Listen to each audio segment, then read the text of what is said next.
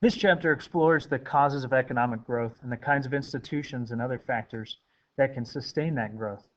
Although modern economic growth is a recent phenomenon, the distribution of that growth has been very uneven, causing significant differences among nations in terms of output, employment, and standards of living. Increases in productivity are a focus of growth, and the chapter examines causes of increasing economic growth rate in the United States. The chapter concludes with a discussion of the debate over whether continued economic growth is desirable or sustainable. So many of the issues that we'll be discussing are going to draw back to Chapter 24's discussion of GDP, how to calculate GDP, and what GDP means. Now be mindful that the AP macro exam usually includes a few multiple choice questions and on occasion a free responsive question about economic growth. Be sure that you can illustrate economic growth on the production possibilities curve. So when we go over that, make sure you write it down and remember how to do it. Using a production possibilities curve, we look at the demand, supply, and efficiency factors that contribute to economic growth. Economists define and measure economic growth two different ways. The first is as an increase in real GDP over some time period, and the second is an increase in real GDP per capita over some time period. It typically is measured as a percentage rate of growth either on a quarterly or a yearly basis. During periods of recession, the growth rate will be negative instead of positive. Whether the first or second measure of determining growth is used depends on the circumstances. Looking at GDP per capita allows one to compare countries of different sizes. For country-to-country comparisons, real GDP is more useful. Generally speaking, growth in GDP is considered an economic goal. The expansion of total output relative to population results in higher standards of living. It lessens the burden of scarcity. Now remember in the last chapter, it touched on the rule of 70. The rule of 70 tells us that if we're looking to double the current real GDP, we would take 70 and divide it by annual percentage rate of growth. While both real GDP and real GDP per capita have increased over the past 60 years, this must be qualified in several ways, because the numbers do not fully account for improvements in products and services. They tend to understate the growth of economic well-being. They also do not take into account that growth has occurred at the same time as there's been an increase in the amount of leisure time, so economic well-being is even further understated. The numbers fail to account for any environmental or quality of life impacts as well. This table presents the growth in real GDP and real GDP per capita in the United States since 1950. Due to the population increase, real GDP per capita has increased at a slower pace than real GDP. Since the population has doubled, the rate of increase in real GDP per capita has been about half that of the real GDP. But remember, growth doesn't measure improvements in the quality of products, growth doesn't measure increased leisure time, and growth does not take into account effects on the environment or quality of life. Growth rates are also not constant or smooth over time, and the historically recent occurrence of sustained growth is not shared equally by all countries.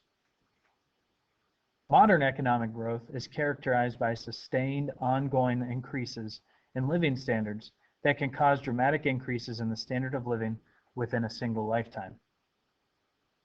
Economic historians informally date the start of the Industrial Revolution to 1776, when Scottish inventor James Watt perfected a powerful and efficient steam engine. This engine could drive industrial factory equipment, steamships, and steam locomotives. Industrial factories could mass-produce goods. Resources could flow to factories, and final goods could be shipped to distant consumers at a low cost. Major population shifts occurred as people left farms to work in urban industries. In earlier times, material standards of living changed very little over hundreds of years. Modern economic growth has caused dramatic changes in culture, society, and politics. There's been vast increases in wealth, and living standards have allowed ordinary people to have significant time for leisure activities and the arts. Social changes have included an end of feudalism, the institution of the universal public education, and acceptance of women and minorities into the workforce and positions of power. Politically, countries with modern economic growth have tended towards democracy, a form of government that was extremely rare before the Industrial Revolution. Modern economic growth has been slow to spread from its British birthplace. While much of the Western world began to experience growth in the early 1800s, most of Asia did not experience it until the early 1900s. It has only been in the last few decades that nations in Africa have begun to see modern economic growth. These discrepancies in the growth rates have led to a great difference between the wealth of nations who have experienced modern economic growth and those that have not. While it is possible for those poorer countries to catch up, they typically must rely upon the help of the wealthier nations. The follower countries must copy the technological advances pioneered in those leader nations. The growth rates of leader countries are constrained by the rate of technological progress, while follower countries have been able to catch up by adopting those more advanced technologies and growing rapidly. This table shows the real GDP per capita in 1960 and 2007, plus the average annual growth rate of real GDP per capita from 1960 to 2007 for selected nations. Note the vast difference in growth rates. The United States GDP is much higher than other leader countries primarily because a larger fraction of citizens are employed and employees work more hours per week than in many other countries. The nations from Asia have experienced much higher growth rates since they are in a catch-up mode, while those countries that have been experiencing modern economic growth for a longer time frame have lower rates. This graph illustrates the large differences in the standards of living across nations. Before modern economic growth, the standards of living were much more equal, but with nations experiencing modern economic growth at different times, the standards of living have varied greatly. Notice, however, that if you compare 1998 with 1820, nobody, not even Africa, is worse off in 1998 than they were in 1820 in terms of standards of living. There are several institutional structures that promote and sustain modern economic growth.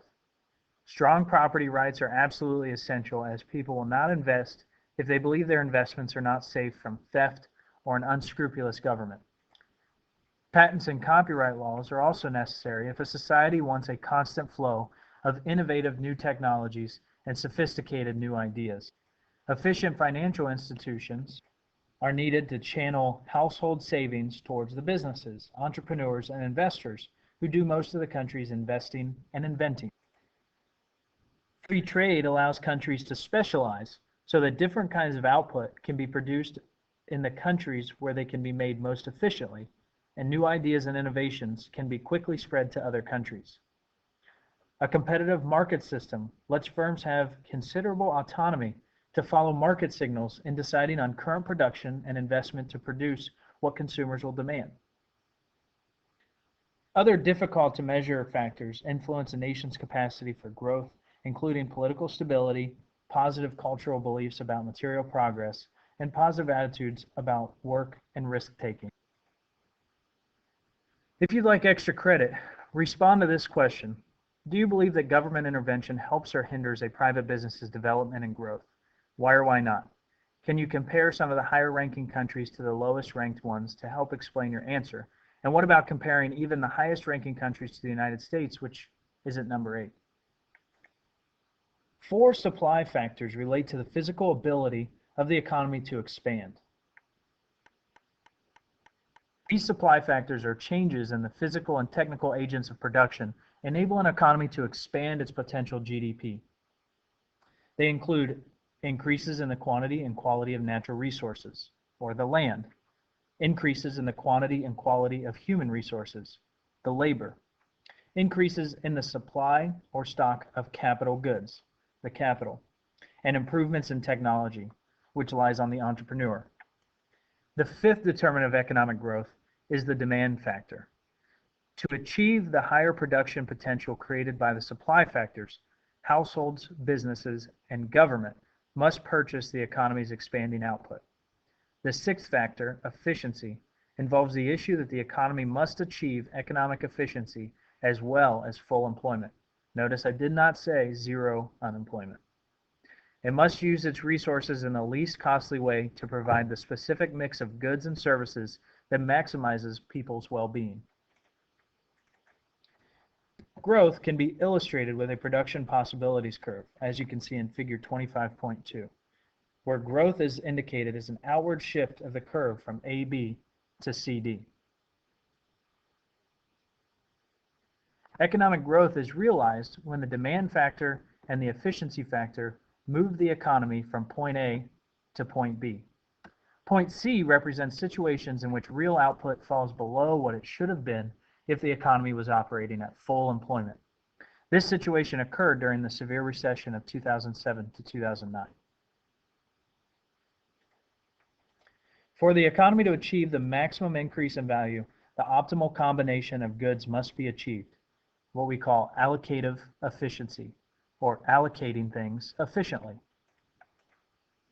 The American labor force has increased by 1.5 to 2 million workers per year, raising production capacity. Demand must be high enough to reach full employment in order to completely realize the production potential. Society can increase its real output and income in one of two ways: by increasing its inputs of resources and by raising the productivity of those inputs. By focusing on the labor input, we can build a framework for discussing the role of supply factors in growth. In this illustration, a nation's economic growth from one year to the next depends on its increase in labor inputs and its increase in labor productivity.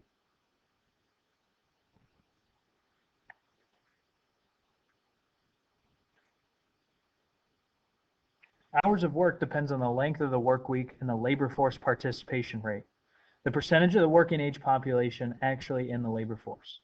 Labor productivity is determined by technological progress, the quantity of capital goods available to the workers, the quality of labor, and the efficiency with which inputs are allocated, combined, and managed.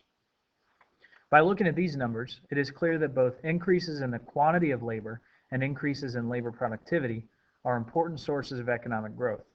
Between 1953 and 2009, the labor force increased from 63 million to 154 million workers. Productivity growth has usually been the more significant factor. There are 5 factors that, when combined, appear to explain changes in productivity growth rates. The largest contributor is technological advance, which accounts for approximately 40% of productivity growth. It is generated by the discovery of new knowledge. The quantity of capital explains roughly 30% of productivity growth. More and better plant and equipment make workers more productive. Education and training, economies of scale, and resource allocation account for the remaining productivity growth. Investment in human capital is an important means of increasing labor. By 2009, 87% of the U.S. population had at least a high school education, and 29% had a college or post-secondary education, both representing substantial increases over the past several decades. Economies of scale are the reductions in per-unit production costs that result from increases in output levels. Improved resource allocation means workers over time have moved from low productivity employment to high productivity employment, and the long-run movement towards liberalized international trade through international agreements has improved the allocation of resources, increased labor productivity, and expanded real output, both here and abroad. Many times, though, we have to ask ourselves, do the graduation rates accurately portray the human capital that is graduating from high school? The test performance of U.S. 8th grade students did not compare favorably with that of 8th graders in several other nations in the 4th International Math and Science Study from 2007. In mathematics, the United States came in 9th, and in science, 11th. As measured by changes in the index of labor productivity, the growth rate doubled in the period of 1995 to 2009, as compared to the period of 1973 to 1995. Economists relate the increase to the significant wave of new technology coupled with global competition. The increase in productivity growth is important as real output, real income, and real wages are all linked to it. It is the main route for improving the standards of living for a nation's workers. So what were some of the reasons for the increased productivity growth? A core element was the explosion of entrepreneurship and innovation based on the development of the microchip. Microchips have found their way into thousands of products and changed the way business is conducted. Hundreds of new startup firms aided in the advancement of the new information technology. These new firms took advantage of increasing returns and economies of scale as they helped to increase labor productivity. Global competition, fueled by the collapse of the socialist economies, was another key factor in the increasing rate of labor productivity growth. This graph reflects the growth in U.S. productivity between 1973 and 2008. Average productivity was 1.5% until 1995, but after 1995, the average productivity growth rate increased to 2.8%. Even if average growth rates in productivity and real output remain higher over time, business cycle fluctuations can still occur. But more on that in the next chapter. Skepticism about long-term continued growth remains, and only time will tell.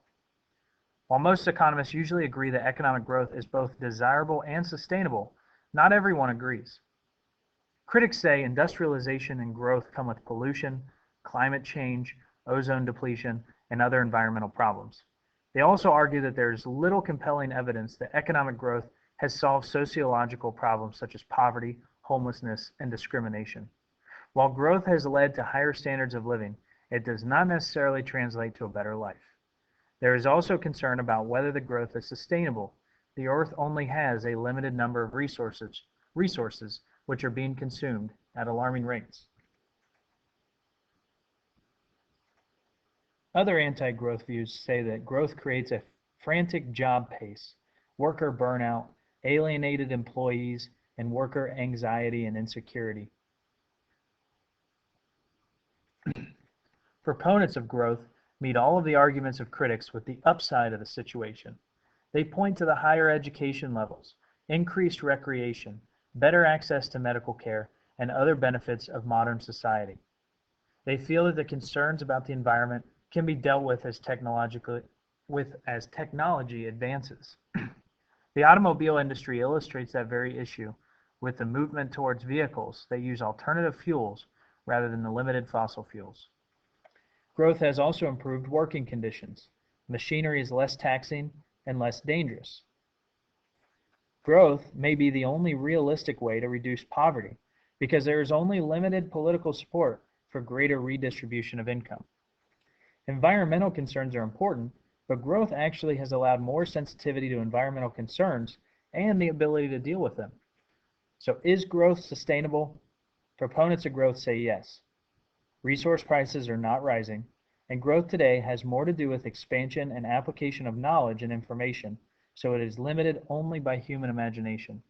The global perspective lists the top 10 countries based on the Global Competitiveness Index. The index uses factors like innovativeness, the capability to transfer technology among sectors, efficiency of the financial system, rates of investment, and the degree of integration with the rest of the world. The United States is second, only to Switzerland. As we close out the chapter, make sure you take a look at the economic growth of China. China represents a modern-day economic growth jump for several different reasons, all of which we'll discuss at a later time. But make sure you read through that part.